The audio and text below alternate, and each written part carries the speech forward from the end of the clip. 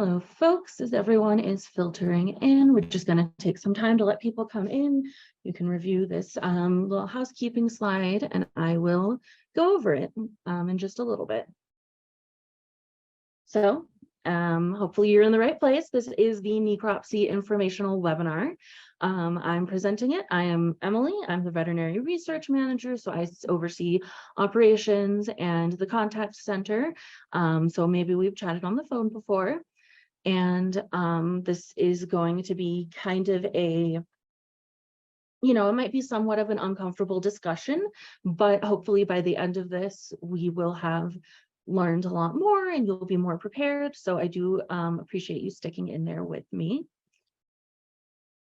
So this is our agenda. We're going to go over what is a necropsy. So just a general overview, what you can do to prepare, how you can find a vet to perform the necropsy, what to do when the time actually comes and it's time to do the necropsy, and then after the necropsy, what you can expect, and then of course the Q&A at the end.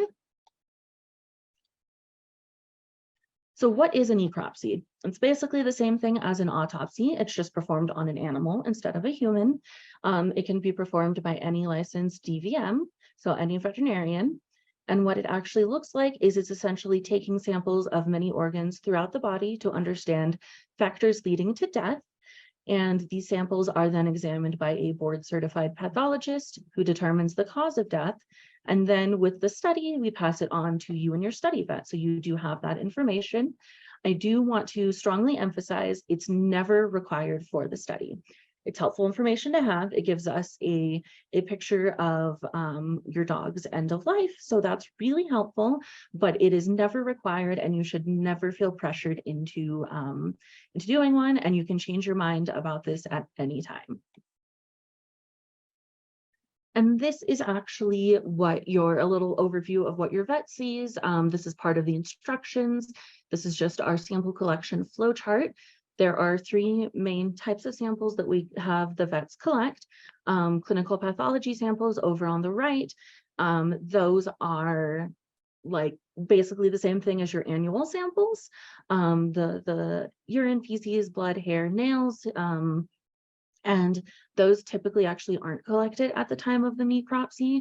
They're usually not collected just because it's not a feasible thing, and that's totally fine. The two things that we really focus on are the formalin fixed tissue, so that's preserved tissue that's going to give you a diagnosis, and then RNA later is also preserved tissue that is able to be used by researchers. So those are the two things we really want. And what are the types of necropsies? There's two main types, a full necropsy and a partial or cosmetic necropsy. The full necropsy is really a thorough necropsy, usually performed at a university. These, because they're so thorough, cremation is required. It does give us the most detailed information about your dog's health at the time of death. And then the partial or cosmetic necropsy is a less detailed necropsy that focuses specifically on disease samples or ones related to death, as well as some core tissues that are just ones that we ask for to get that picture of your dog's health. Generally, it allows a body to be returned for burial if that's what you prefer, though that's not always the case. So you really have to clarify ahead of time with the facility and make sure they know that you want the body returned so that they can handle it properly. A full necropsy, just getting a little more in depth here, generally is not performed by study vets because they don't have the tools, and it is a very time-consuming process. So generally they aren't able to do it. In universities and diagnostic centers are the ones who usually perform these because they are more specially set up to handle them. And then these facilities, because they're more specially focused on them, typically have their own protocol that they follow, and they process samples in-house, which can take at least a month. That's usually what we see, 1 to 2 months. So just be prepared if you go that route that it's going to take a little longer to get those samples, the report back. The collection is extremely thorough and samples most organs. That does usually include the brain.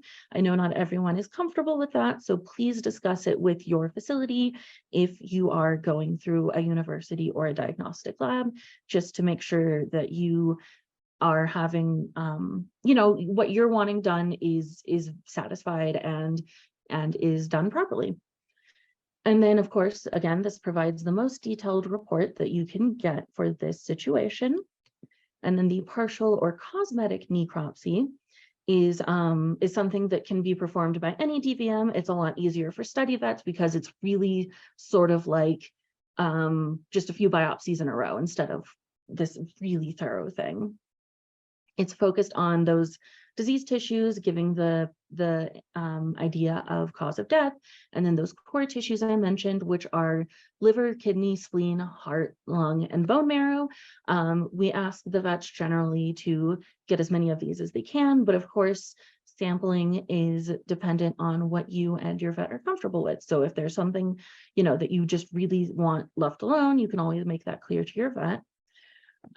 Samples usually go through Zoetis, which is our partner lab. It's the one that annual results and biopsy results go through. Results are generally available in 1 to 2 weeks, so obviously faster than the universities. And it's a little, the communication there is a little more straightforward, but we're going to be communicating with either Zoetis or the university or diagnostic lab, whoever you go through. We have that open line of communication.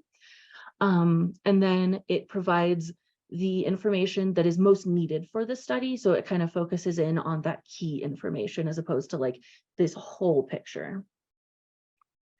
And then why do a necropsy? Why is it something that we care about?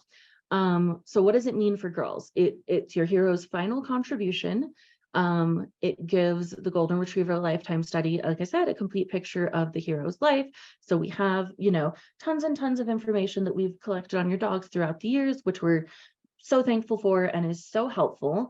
And then at the end of their life, it is able to kind of cap their contributions off with this final picture of their health at their time of death.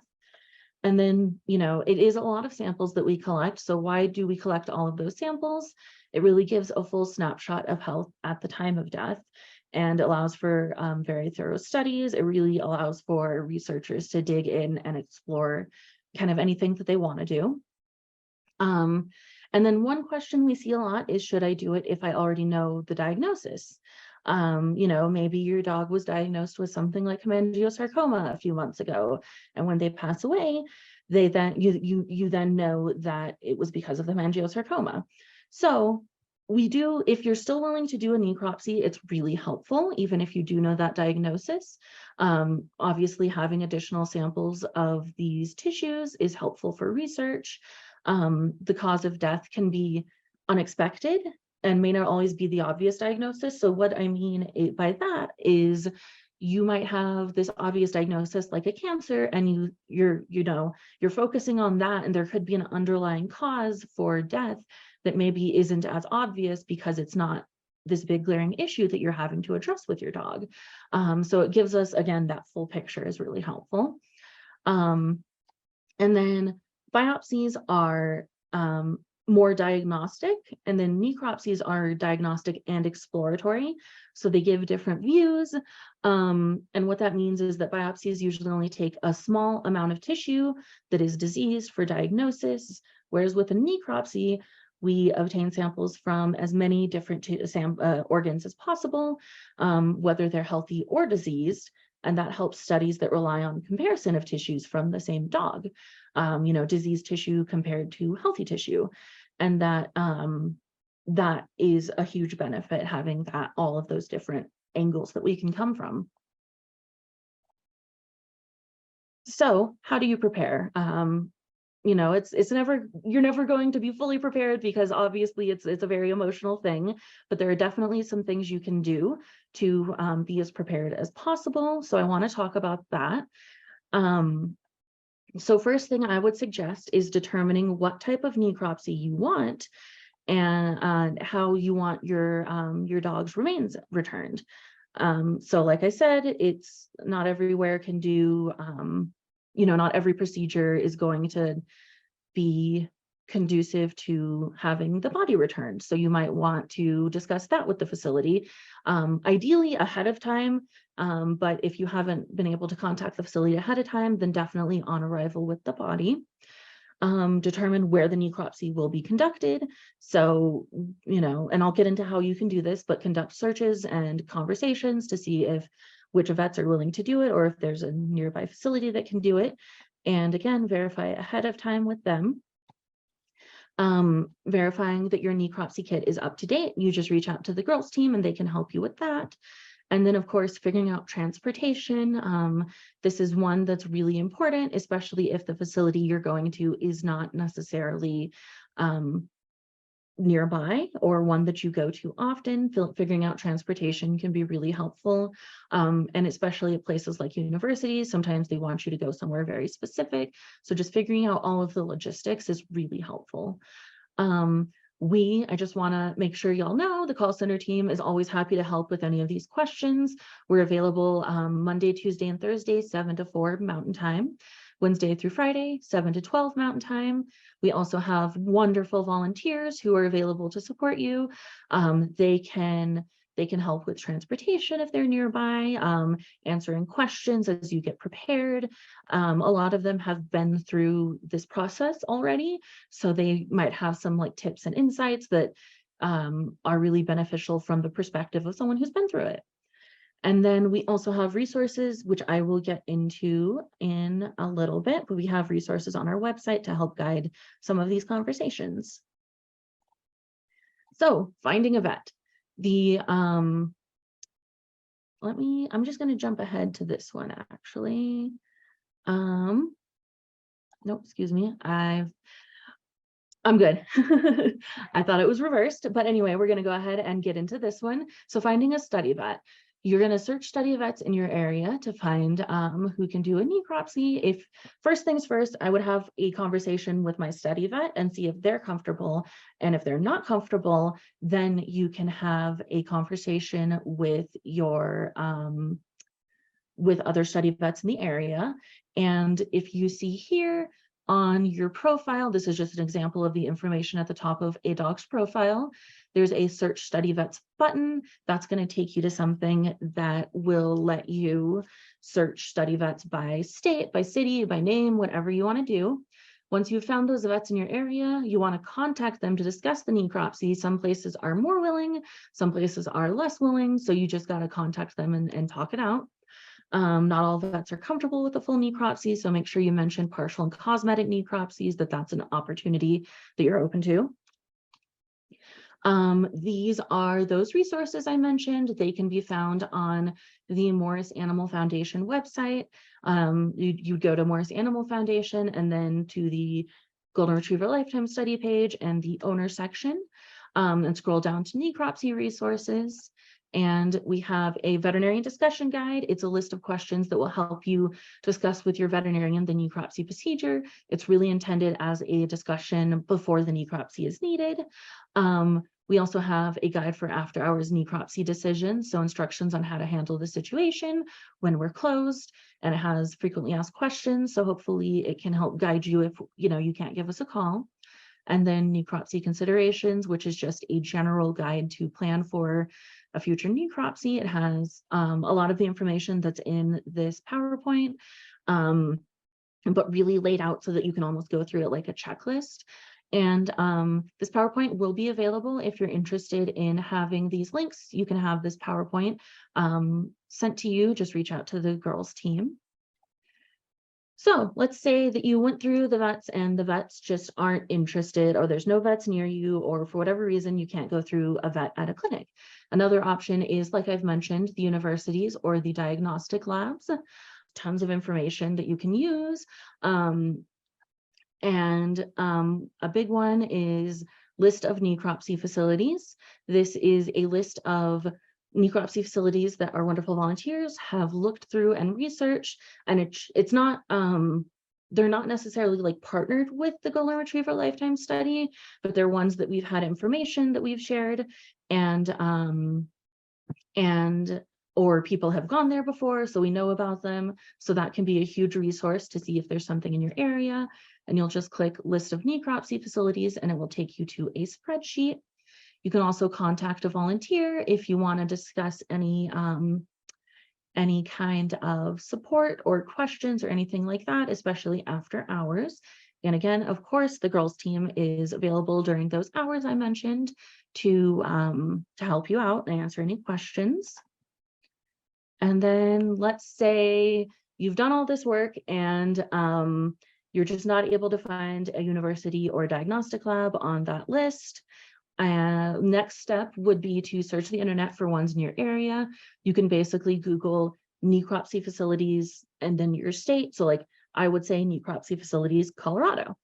And this was my search, and I can see here there's diagnostic services at CSU, and then also there's actually a transport organization, so that might be useful for you as well.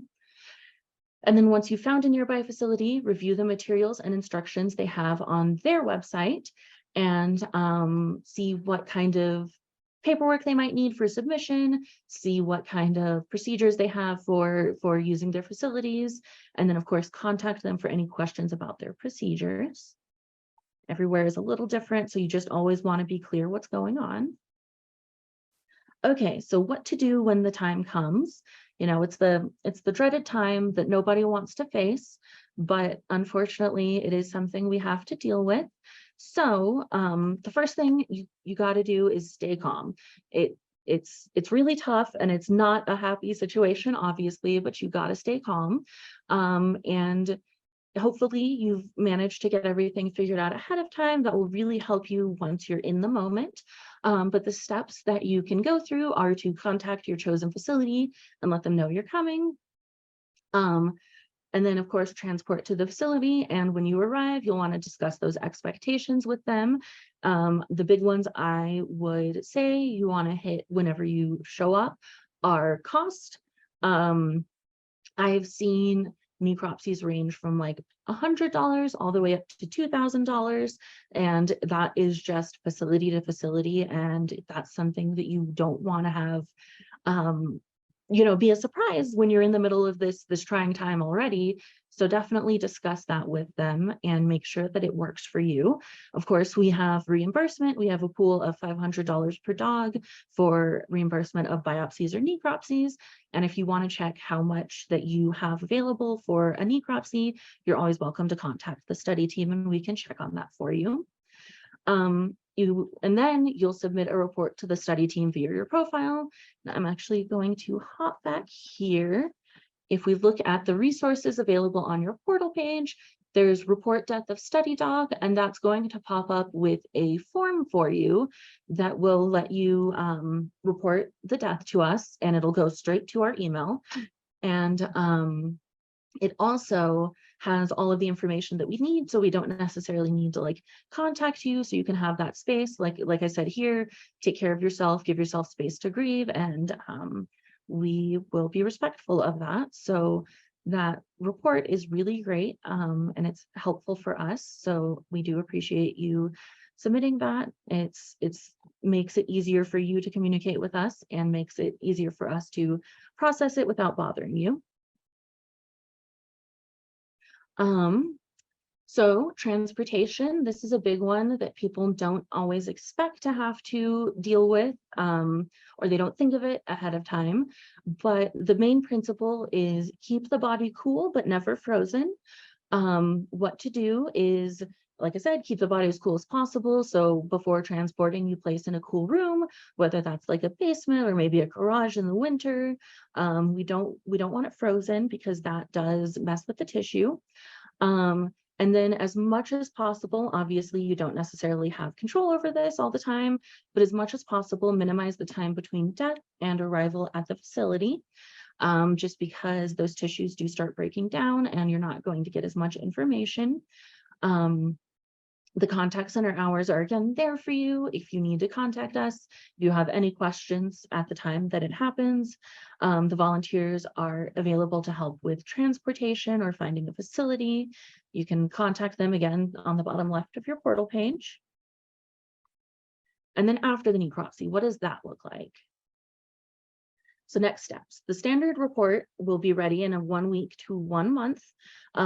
If you're seeing delays in that, if you're feeling like it's maybe been like quite a few months and you just haven't heard anything, you can always reach out to the study team. Sometimes there's just weird hangups in the system that we sometimes don't know about until you reach out. So you can always reach out to ask about that. The study team will gather medical records, and we really do this behind the scenes so that you don't have to worry about it.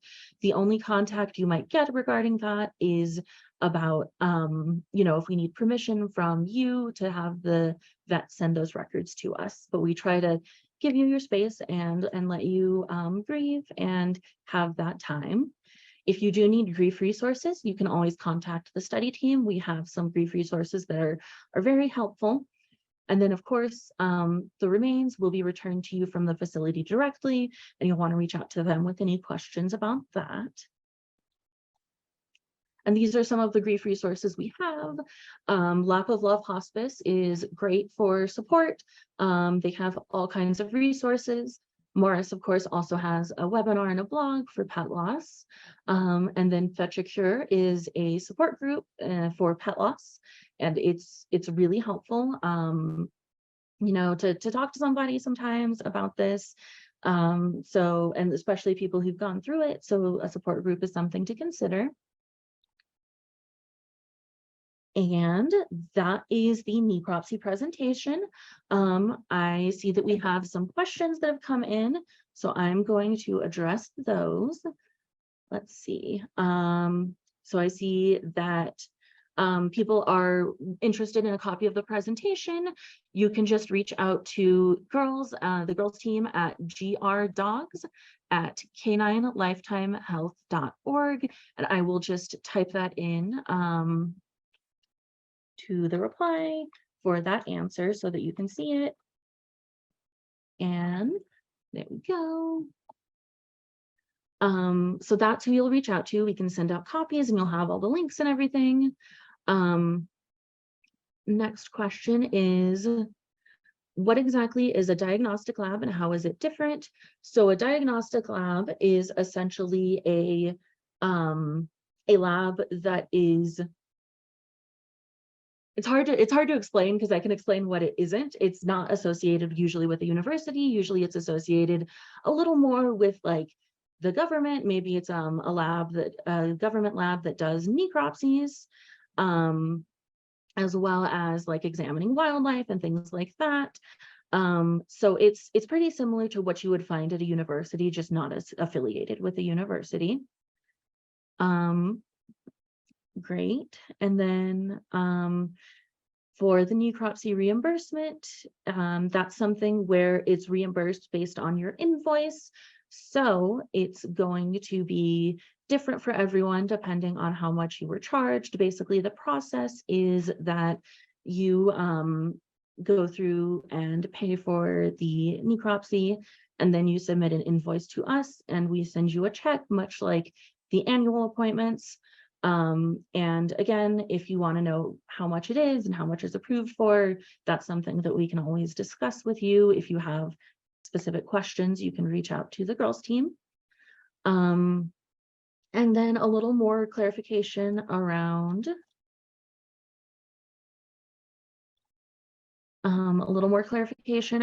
the cost associated with full necropsy versus cosmetic necropsy. Generally, in my experience, places like universities are a little more expensive.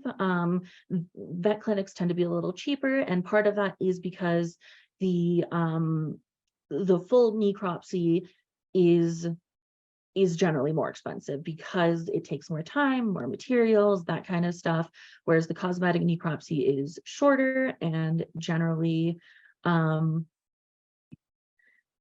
is not as much materials. So that's going to be the difference you're seeing there. And again, I really just highly recommend talking to the facility that you're going to clarify those costs ahead of time.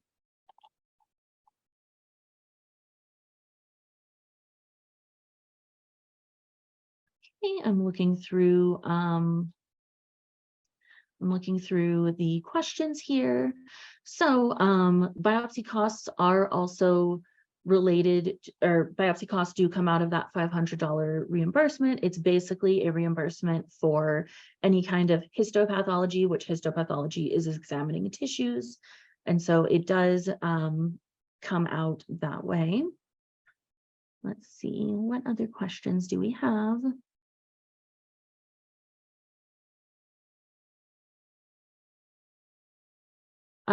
So I have a question. How long can a body be kept in a cooler until the vet is available? Obviously, the ideal is for it to be done as soon as possible. But if that's just not feasible, it can wait, I would say, like a few days. And that is going to have an impact on the results. It might not be as clear what the cause of death is, but it is still helpful to get those tissues. So, you know, if your dog passes away, say on a Saturday, you can wait till Monday to have that necropsy happen. So I see, does girls have a preference for full or cosmetic necropsies? I would say we really don't have a preference. It really is, the idea is that we want that cause of death is the main thing. So we're going to get that because we're getting the necropsy, we're going to get that no matter what. And it really is something that I think you have to decide for yourself and what you're most comfortable with, and what your vet's going to be able to do. It really is something that I think is a personal choice between you and your vet. Okay, and then I see a question here. You mentioned a necropsy kit that as the owner's responsibility. I'm not sure I have one of those. What is it and should I have one? So a necropsy kit is similar to a biopsy kit. It's essentially a kit with different materials from the annual kits. It has more materials for collection of samples and tissues. And it is something that you have to order very specifically from the girls team. You don't get it sent out automatically like the annuals, and you can actually request a necropsy kit. It is, so it's not in this resources section, but it's going to be under this section. So this is the top of your profile, and you scroll down, there's going to be a button that lets you request the necropsy kits. And it really is ideal to have those on hand so that you're prepared as soon as, you know, your dog passes away. You have it, you're not having to, you're not having to try to scramble to get it. And then as far as expiration, we have a couple of questions about those. So for Fisher Bioservices, the kits, all of the kits should have Fisher Bioservices materials in them. So that's not necessarily a way to tell if it's out of date.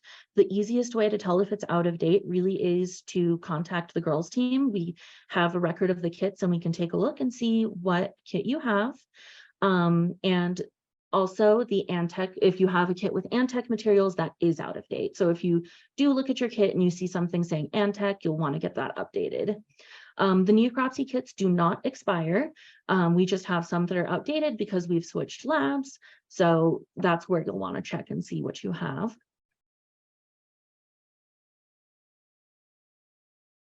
And I do think it's important to state that, you know, even if we do this, even if you do a cosmetic necropsy or sometimes even a full necropsy, you're not necessarily going to always get a definitive cause of death.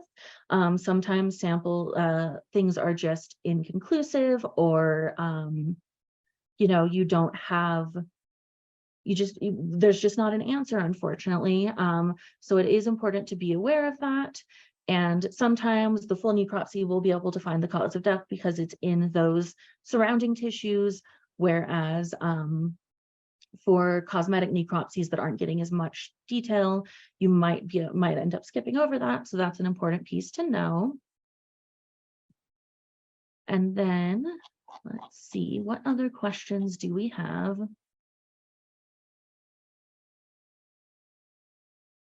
Let's see. I see a question that is, what is a cosmetic necropsy? So just jumping back here, the difference between the two, partial and cosmetic necropsies. There's a slight difference between partial and cosmetic necropsies. Partials are just less thorough necropsies, and cosmetic necropsies are ones that do keep the outer appearance of the dog, and again allow the body to be returned for burial. So if you want the body, then you'll really want to focus on a cosmetic necropsy. And then a question around ice to keep the body cool during transportation. One person has a 3-hour drive and wants to know if ice can be kept with the body. I would say in a case like that, probably you will want to use ice if you have a long drive, because if you're using like ice packs as opposed to using a freezer, then the body won't be fully frozen and the tissues will still be usable.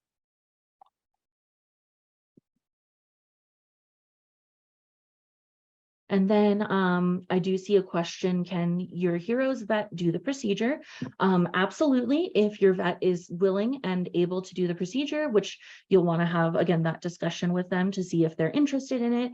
But a lot of times that is the easiest way to do it, is just having your study vet do the necropsy, just because it's someone who is familiar with the study, familiar with your dog, and is going to have that kind of extra like personal touch. So sometimes that is the best option, and you're totally welcome to go through your study vet.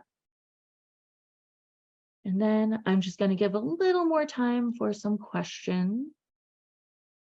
I do see if your dog dies from a known cause, such as example being hit by a car, is a full necropsy still important? I would say yes, if you're able to do it. Again, no pressure, but if you're able to do it, it is helpful because we are getting all of those different samples and getting that full picture.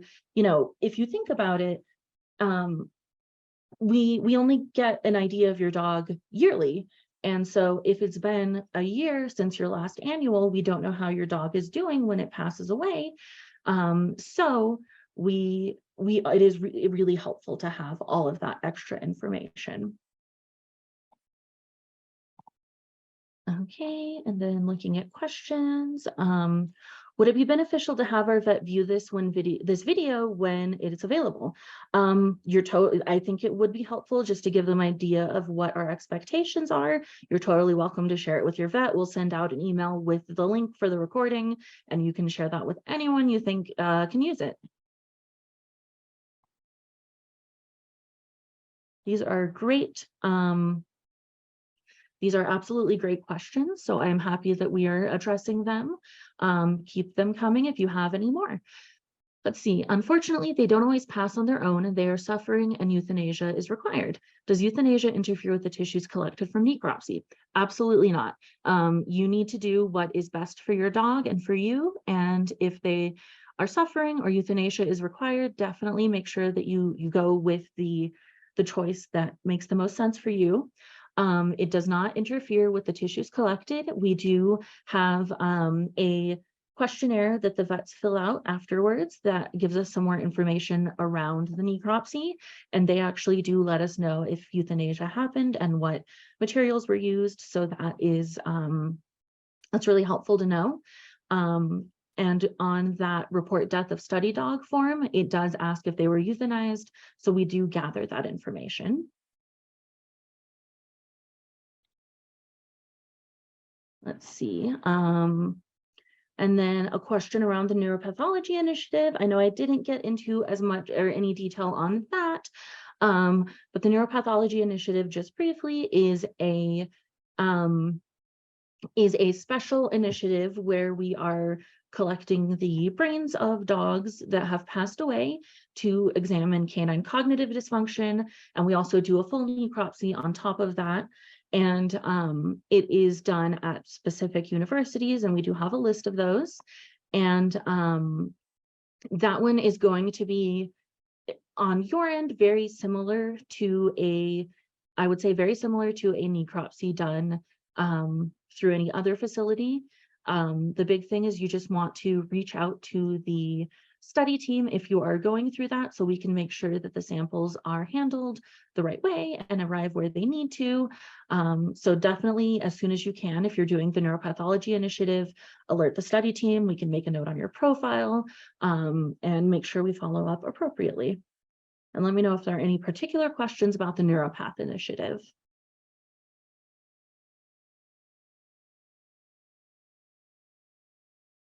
Give it just a little more time for some more questions to roll in if anyone has any more questions. And of course, you are always welcome if you have any questions that come up afterwards, or if you rewatch this and something comes up, you're always welcome to reach out to the study team. We are happy to answer any questions and help you prepare as much as possible. Let's see, if we participate in the Neuropath initiative, may we get the dog's ashes back? So that again depends on the facility. So you can't get the body back, but you can get ashes back, and you just want to make that clear when you arrive at your facility that you want the ashes back, and specify if you want, what kind of cremation you want, and go through that whole process.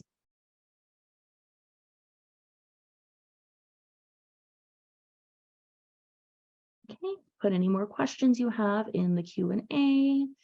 And if we don't have any questions pop up in a little bit, I will wrap this up.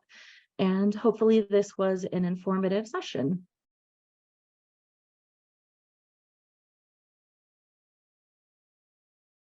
Let's see, can we provide more information about the neuropathology initiative? Yes, we absolutely can. That is, something we can put out through newsletters and we do try to discuss it with people when they call in. So we do try to spread the word, but we can obviously always do better. So we will do our best to get the word out there and make sure as many people as possible know about it. Yeah.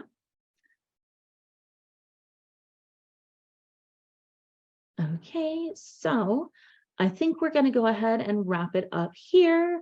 I do hope that this was informative and has hopefully relieved some of the stress or anxiety around this process. It's not an easy process, but our hope is you're giving us our hope is to make it as easy as possible, because you're giving us these samples and we greatly appreciate that. And we know that it is such an emotional and caring choice for you to do that, and we really appreciate it. So thank you for taking the time out of your day to view this, and if you have any further questions, please don't hesitate to reach out. Thank you all.